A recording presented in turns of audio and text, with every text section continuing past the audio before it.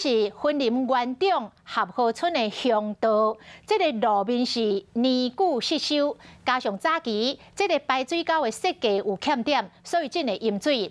这个森林县政府投入到755万的经费，要来改善。今仔日这个县长张丽仙专工到现场，向乡亲来报告到工程的内容。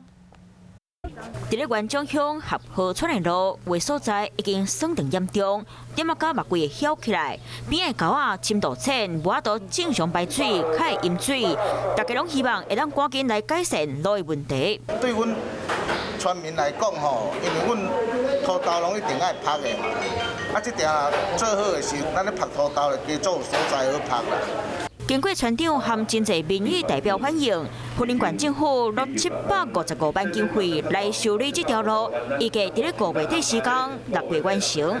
今仔日举办工程说明会，让大家当了解规个工程的进行。因为这条路吼，咱真侪乡亲时代拢伫这个行道吼，啊嘛根据以来路面已经不平整。